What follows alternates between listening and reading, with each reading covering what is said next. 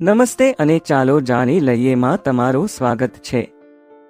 ગણેશ ચતુર્થી ખુશી, ભક્તિ અને આશીર્વાદ લઈને આવે છે, પરંતુ એ સાથે એક ભાવનાત્મક ક્ષણ પણ આવે છે, ગણેશ વિસર્જન।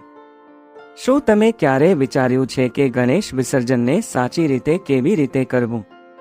આજે આ વિડીયોમાં અમે તમને ગણેશ વિસર્જનના દરેક પગલાંની માર્ગદર્શિકા આપવાના છીએ, જે તમને ઘર આંગણે કે સમુદાયમાં વિસર્જન કરવા માટે મદદરૂપ થશે, જેથી તમારી પ્રાર્થના ભગવાન ગણેશજી સુધી પહોંચે અને તેઓ તમને બુદ્ધિ, સમૃદ્ધિ અને અનંત સુખના આશીર્વાદ આપે। વિસર્જનની વિગતોની ચર્ચા કરતા પહેલા કૃપા કરીને આ વિડીયોને લાઈક કરો, તમારા મિત્રો સાથે શેર કરો અને અમારી ચેનલ ચાલો જાણી લઈએ ને સબસ્ક્રાઇબ કરો વધુ જાણકારી અને ધાર્મિક વિડીયોઝ માટે।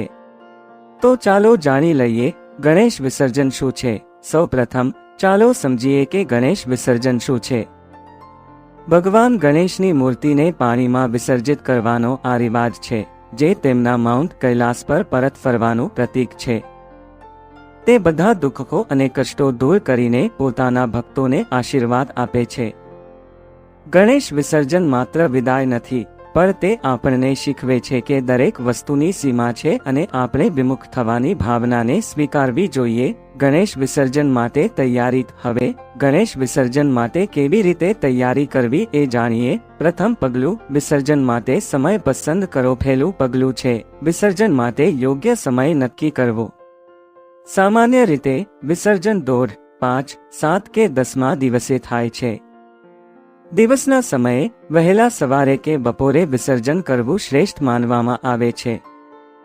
સમય માટે સ્થાનિક પંડિત અથવા કુટુંબના પરંપરાગત નિયમોનો પણ આદર કરો। બીજું પગલું, ગણેશજીની મૂર્તિ તૈયાર કરો। મૂર્તિની યાત્રા માટે તમે તેને સૂક્ષ્મ રીતે સાફ કરો। એક નરમ કપડાથી ધૂળ ઝાડો અને પવિત્ર પાણી છાંટો। ભગવાન ગણેશને નવા ફૂલો અને માળા ચઢાવો અને તેમની મૂર્તિ પૂજાના અંતિમ દિવસ માટે તૈયાર રાખો। ત્રીજું પગલું, પૂજા માટે જરૂરી સામગ્રી ભેગી કરો। વિસર્જન પહેલા અંતિમ આરતી કરવી જરૂરી છે। કંકુ, ચોખા, ફૂલો, પાન, નાળિયેર, ધૂપદાંડી, દીવો અને મીઠાઈ જેવા સામાન ભેગા કરો। પૂજામાં અભિષેક માટે પાણી ભરેલો પાત્ર અને પ્રતીક રૂપે પાણી ચઢાવવું જરૂરી છે। અંતિમ ગણેશ આરતી। હવે અંતિમ આરતી કરવાનો સમય છે। આ ક્ષણે ભક્તિપૂર્વક ગણેશજીને કૃતજ્ઞતા દર્શાવો અને તેમને નમન કરો। ચોથું પગલું, આરતી કરો। ધીમા અને ભાવનાત્મક સ્વરે ધૂપ અને દીવો પ્રગટાવો અને ગણેશ આરતી શરૂ કરો। આ સમયે ગણેશજીને ફૂલો, કુમકુમ અને ચોખાનો અર્પણ કરો। અંતે દીવો અને ધૂપ સાથે આરતી કરો। પાંચમું પગલું, વિદાય મંત્રનો ઉચ્ચાર કરો। આરતી પૂરી થઈ ગયા પછી ગણપતિ બાપ્પા મોર્યા, પુરચા વર્ષી લવકર્યા મંત્ર બોલો।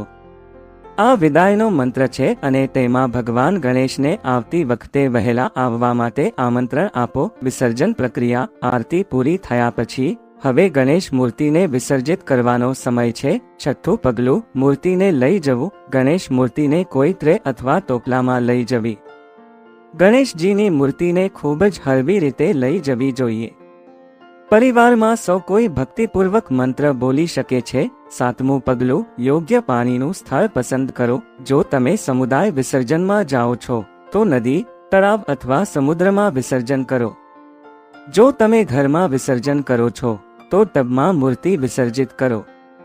પછી આ પાણીને બાગમાં અથવા વૃક્ષની નીચે વાપરો। આઠમું પગલું, વિસર્જન। આખરી પ્રાર્થના કરી ભગવાન ગણેશનો આભાર માનો।